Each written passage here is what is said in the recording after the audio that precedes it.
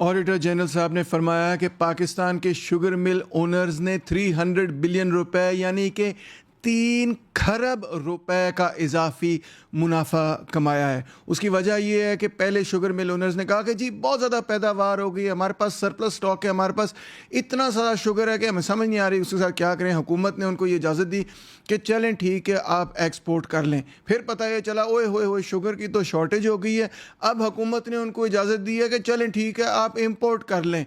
इस तरह से हुकूमत को कुल जो नुकसान हुआ है वो तकरीबन 2.87 खरब रुपए का नुकसान हुआ। अंदाज़ा करें 287 बिलियन रुपए का नुकसान हुआ है और कमो बेश इतना ही फ़ायदा मिल ओनर्स को हुआ यानी कि 3 खरब रुपए का फ़ायदा।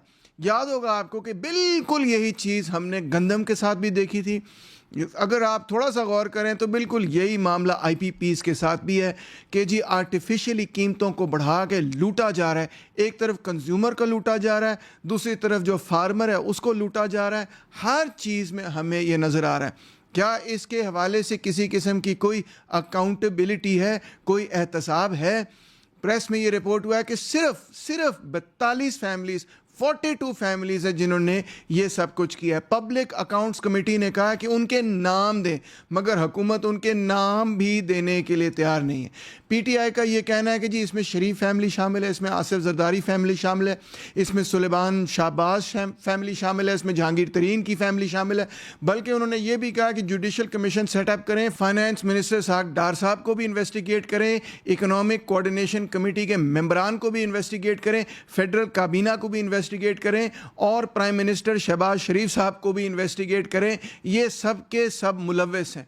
कंपटीशन कमीशन ने ये कहा है कि जनाब अली शुगर माफिया ने जो प्राइस फिक्सिंग की उसके हवाले से ये उनको जुर्माने देने पड़ेंगे, मगर आज तक शुगर के मिल ओनर्स ने वो फाइन्स वो जुर्माने अदा ही नहीं किए। बल्कि उनके हवाले से कहा जाता है कि टैक्स एवेजन भी ये भरपूर करते हैं, लोन्स भी लेके नॉन डिफ़ॉल्ट भी करते हैं और अपने असर और रसूख को इस्तेमाल करते हुए कौम को लूटी जा रहे हैं।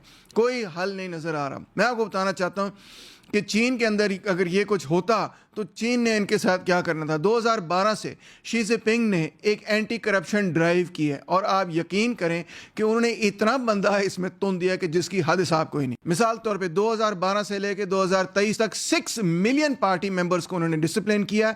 इसके साथ साथ 2.3 मिलियन गवर्नमेंट ऑफिशियल्स को उन्होंने प्रोसिक्यूट किया और ये प्रोसिक्यूशन बढ़ती चली जा रही है। मिसाल तौर पर 2017 से लेकर 2024 तक के पीरियड के अंदर 5,16,000 लोगों को उन्होंने कन्विक्ट किया है। 2024 यानी सिर्फ पिछले साल के अंदर उन्होंने 8,77,000 पार्टी मेंबर्स पर उन्होंने डिसिप्लिनरी एक्शन किया है। और ये सिर्फ लो रैंकिंग लोगों के लिए नहीं है, जो टॉप हाई रैंकिंग लोग हैं, वाइस मिनिस्टर रैंक से ऊपर minister, vice minister, 56 high level officials को उन्होंने पिछले साल इन्वेस्टिगेट करके कन्विक्ट किया है। Health care, education, sports, energy, pharmaceuticals के अंदर तो ख़ास तौर पे उनका एम्फेसिस है, जहां उन्होंने 4,33,000 ऑफिशियल्स को डिसिप्लिन किया है और मेडिकल इंश्योरेंस फ्रॉड से $2.1 बिलियन की रिकवरी की है।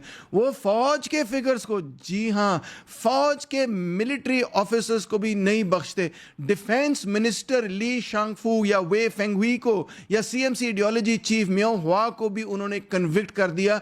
कोई बंदा करप्शन करके दिखाए चाइना के अंदर, वो उसको कन्विक्ट कर देते हैं और अगर सीरियस करप्शन हो इवन डेथ पेनल्टी भी दे देते हैं। मगर पाकिस्तान में तो हुकूमत इन लोगों का नाम भी पब्लिक अकाउंट्स कमेटी के सामने रखने से घबराती है और इनके नाम को पोशीदा रखना चाहती है। लाइक, सब्सक्राइब और शेयर ज़रूर कीजिएगा। Thank you so much.